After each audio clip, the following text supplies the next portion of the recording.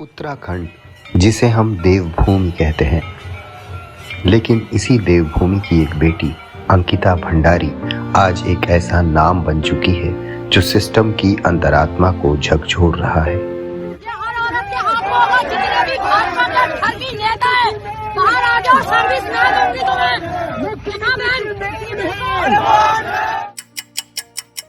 मई 2025 में जब 3 आरोपियों को उम्र कैद मिली तो लगा कि कहानी खत्म हो गई, लेकिन जनवरी 2026 की कड़कड़ाती ठंड में उत्तराखंड की जनता आखिर सड़कों पर फिर से क्यों है? वीआईपी को बचाया जा रहा है और अब टाइम आ गया है कि हर एक औरत यहाँ सड़कों पे। क्यों एक बाप आज भी ये कह रहा है कि मुझे पूरा इंसाफ नहीं मिला? हम माँ बाप है ना, मतलब हमको ना अपने औलाद से बढ़कर कुछ नहीं है। हम तो बोलते हैं कि अगर इसमें हमारी जान भी जाती है ना तो हमें कोई वो नहीं है, क्योंकि मेरे बेटे ने ना मतलब हमारे साथ भी बोल दी मैं कि क्योंकि हमारे गरीबी के दिन थे, बहुत दुख झेले उसने। क्या वाकई पर्दे के पीछे कोई ऐसा चेहरा है जिसे बचाने के लिए पूरी कहानी बदल दी गई? आज बात करेंगे उस वीआईपी की, उस बुलडोजर की और उस ऑडियो की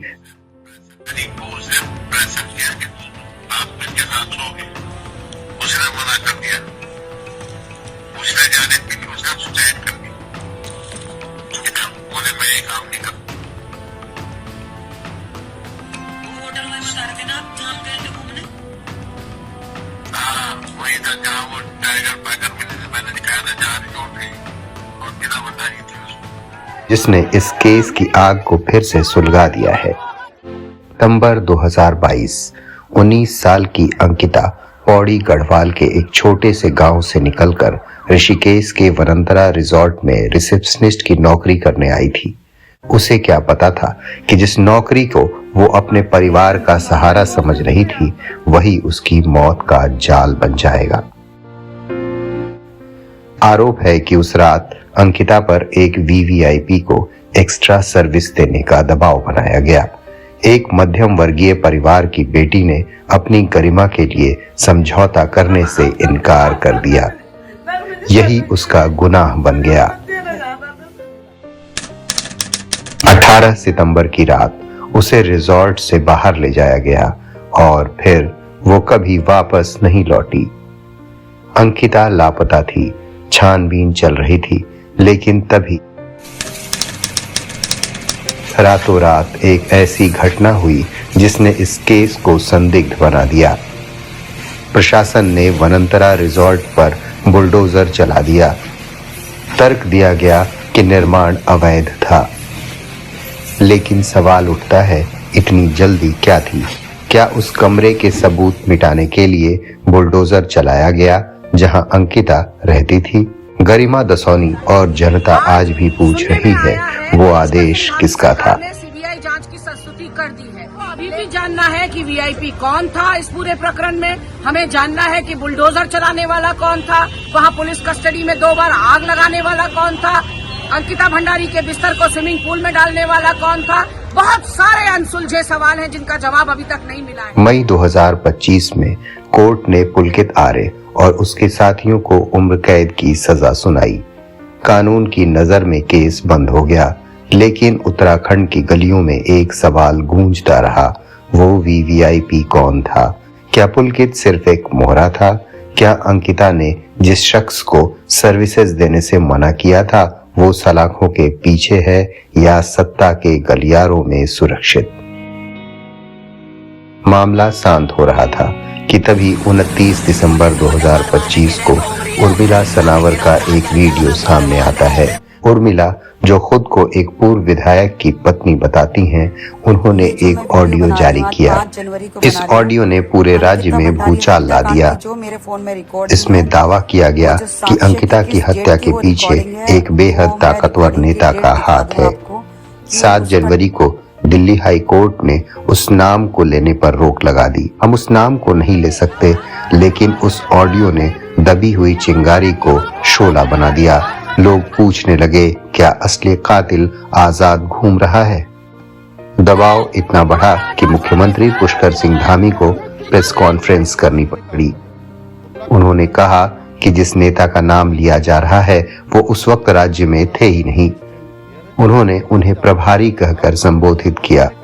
उन्होंने कहा कि जिस नेता का नाम लिया जा रहा है वो उस वक्त राज्य में थे ही नहीं। हमारे जो प्रभारी जी का नाम लिया गया, प्रभारी जी ने अपने, आप लोग भी सोशल मीडिया देखते हैं, पुलिस ने भी वेरीफाई कर लिया, सारे अकाउंट ट्विटर सब देख लिए होंगे। वो पिछले उस दिन 10 तारीख से लेकर 20 तारीख के बीच में उत्तराखंड में उनका आना ही नहीं हुआ कभी। ये तो आप लोगों ने भी सारा रिकॉर्ड देख लिया होगा, उनकी जो पुरानी फेसबुक इत्यादि देख लेंगे तो उसमें आ जाएगा सारा। सरकार ने फिर से एसआईटी बनाई। उर्मिला सनावर से पूछताछ हुई। 7 घंटे मेरे ख्याल से एसआईटी जांच चली है और जो भी चीजें हमें पता थी सभी चीजों से रिलेटेड हमने पूरे सब जवाब दिए हैं।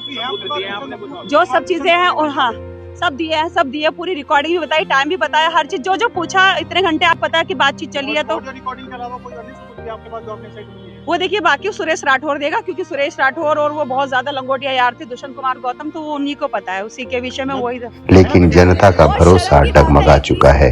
हाल ही में एक और ऑडियो वायरल हुआ जिसमें अंकिता के पिता वीरेंद्र भंडारी अपनी पीड़ा व्यक्त कर रहे हैं। मुख्यमंत्री ने सीबीआई जांच की घोषणा तो कर दी, लेकिन पिता खुश नहीं हैं। उनका कहना है हमें सिर्फ सीबीआई नहीं सुप्रीम कोर्ट के जज की निगरानी में जांच चाहिए। जो कि सुप्रीम कोर्ट के जज की निगरानी में के संबंध में। अच्छा। तो मतलब आपका मतलब ये है कि वीआईपी की जांच होनी चाहिए, वो भी सुप्रीम कोर्ट के जज की निगरानी में।